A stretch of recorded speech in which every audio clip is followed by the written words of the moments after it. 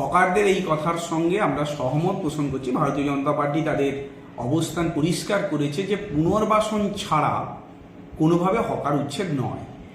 কিন্তু কোনো তৃণমূল কংগ্রেস নেতা যদি এই কথা বলে থাকেন তাহলে তিনি বোধহয় চৌরঙ্গি মোড়ে যে তাদের পার্টি অফিসটা আছে আর বাইপাসে তাদের যে পার্টি অফিসটা আছে ওটার পুনর্বাসনের কথা ভেবে বোধহয় বলেছেন যে আগে পুনর্বাসন চাই তারপর ভাঙুন। আসলে এটা একটি নাটক।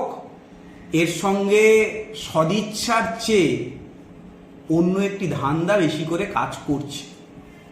একেও একটি ভোটের ঘুঁটি করার জন্য হকারদের অহেতুক হেনস্থা করছে। এদের সদিচ্ছা থাকলে প্রথমে বহুদিন আগে থেকে অভিযোগ করা চৌরঙ্গিতে তাদের যে পার্টি অফিস সেটা অবৈধভাবে নির্মাণ হয়ে আছে, এবং মেছেদা বাইপাসের ক্ষেত্রে, কাঁথির ক্ষেত্রে বলছি, মেছেদা বাইপাসের ক্ষেত্রে যে দুটি পার্টি অফিস আছে আগে ওটা ভাঙা হতো প্রশাসনের সদিচ্ছা থাকলে। কারণ একটা হচ্ছে থানা থেকে 5 মিটার দূরে, আর একটা থানা থেকে গন্ধ পাওয়া যাবে এইরকম একটি জায়গাতে আছে।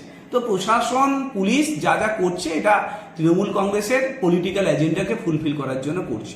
এক্ষেত্রে শহরবাসী, সাধারণ মানুষের কোথাও লাভ নেই। কেবলমাত্র হকারদের হেনস্থা করে পরবর্তীকালে ভোটে তাদের খেলানোর জন্য এইরকম একটি প্রক্রিয়ার মধ্য দিয়ে যাচ্ছে। ভারতীয় জনতা পার্টি উন্নয়ন, ইনফ্রাস্ট্রাকচার উন্নয়নের পক্ষে, কিন্তু সেই সঙ্গে যারা মেহনতি মানুষ, যাদের দিন চলে এই সামান্য ব্যবসাতে, তাদের সঠিক পুনর্বাসন ছাড়া এই হকার উচ্ছেদের সর্বৈব বিরুদ্ধে ভারতীয় জনতা পার্টি।